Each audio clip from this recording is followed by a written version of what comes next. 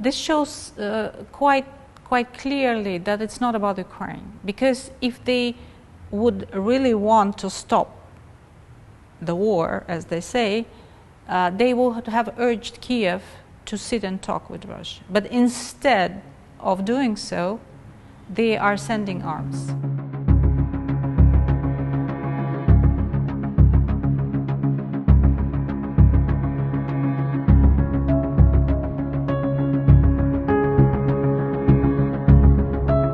Sahabat Kompas, saya Mahdi Muhammad, jurnalis Desk Internasional Harian Kompas. Saat ini kami sedang berada di kediaman Ibu Duta Besar Rusia untuk Indonesia, Ibu Lyudmila Vorobieva. Hari ini kita akan mewawancarai mengenai berbagai topik, terutama hubungan diplomatik Indonesia dan Rusia yang sudah berjalan 73 tahun ini. I think the world is facing many challenges, including changing geopolitics, recession, and slowing economic growth, as well as the energy transition. And Russia and Indonesia have cooperated around 73 years, and now, how do you see the cooperation between Russia and Indonesia so far, and how are the two countries facing the challenges of today's world? You're absolutely right.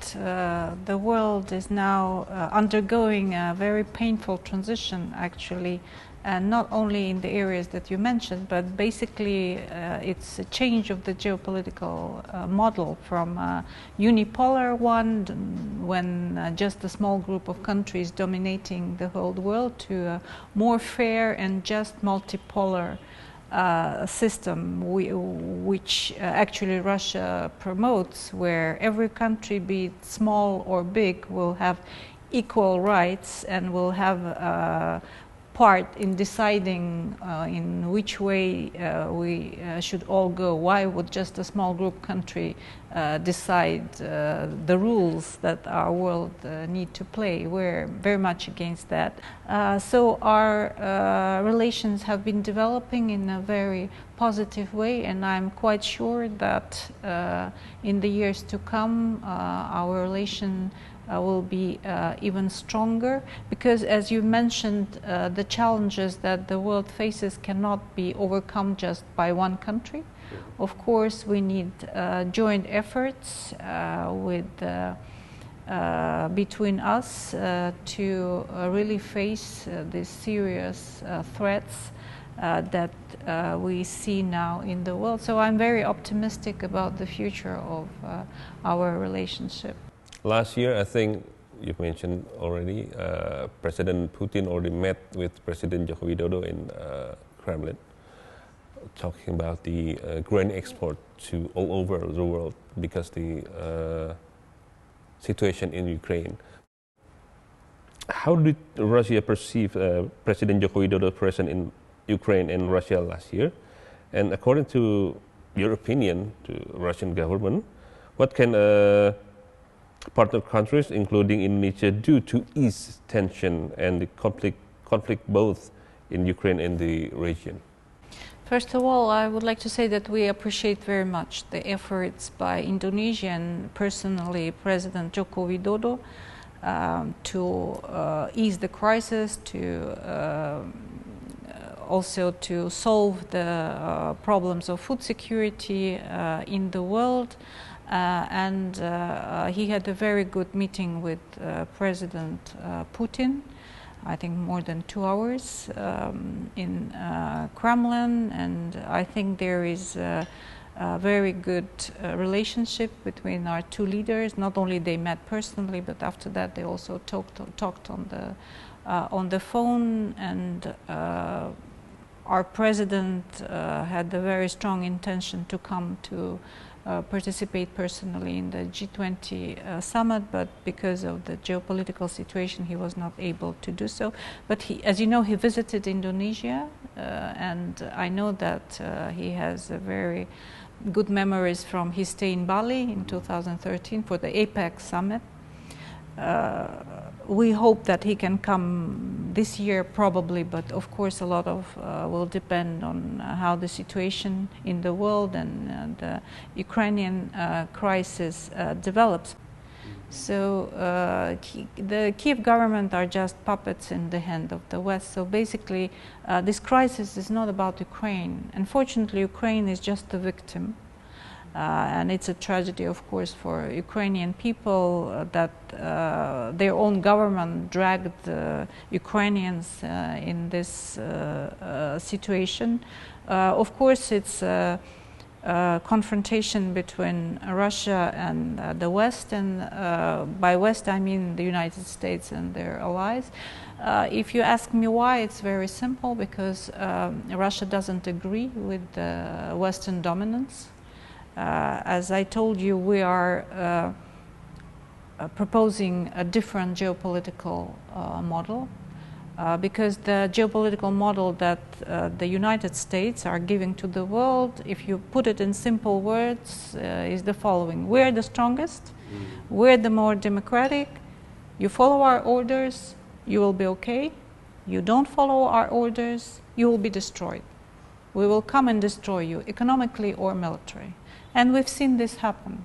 We've seen it happen in Yugoslavia in 1999 when they were NATO bombing Serbian towns. Yugoslavia disintegrated. We've seen it happen in Iraq with a very false pretense of Iraq possessing a weapon of mass destruction, which turned out they never did.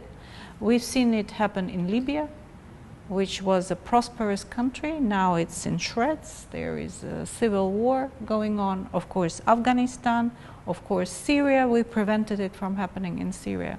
So we don't agree with this kind of model. We don't agree that just a small group of countries has the right to impose their rules to the whole world. So do you think the United States and Western countries, like European countries, is looting other countries to prosper theirs? But of course, it has been in the colonial times. Now they are pursuing this neo-colonial policies, trying to use trade. Now of course the deforestation, etc., as political instruments, or a green agenda. We don't argue. Green agenda is very important. We all need to conserve the environment in order for our planet to survive, but not to use it as a political instrument or to exercise pressure on other countries. At least it should be discussed, not unilateral measures. So in a sense, Russia has engaged in an anti-neocolonial revolution. And also it's very significant that the majority of countries have not joined the sanctions imposed by the West. Mm-hmm. When the West is claiming that the whole civilized world is against Russia, it's not true. If by civilized world they mean only themselves, then it's true. But of course, outside this so-called, which is actually very arrogant, this civilized world, the whole world is there. And the majority of countries in Asia, Latin America, Africa, Middle East, not a single Muslim country has joined the sanction policy. The latest development in situation in Ukraine, the Western countries, United States sent their tanks to Ukraine. What do you think about that? I mean, are we going to see another cycle of tremendous war?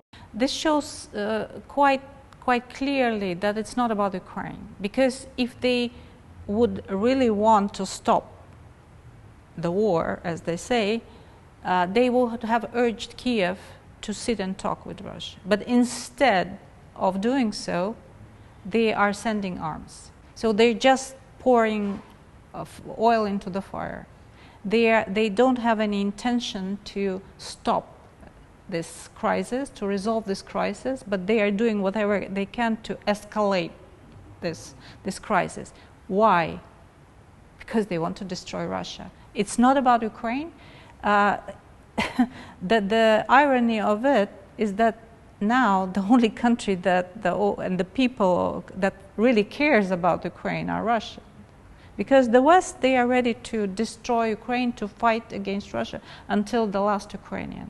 Sahabat Kompas, terima kasih sudah bergabung dengan Harian Kompas dalam wawancara khusus dengan Ibu Duta Besar Rusia, Lyudmila Vorobieva.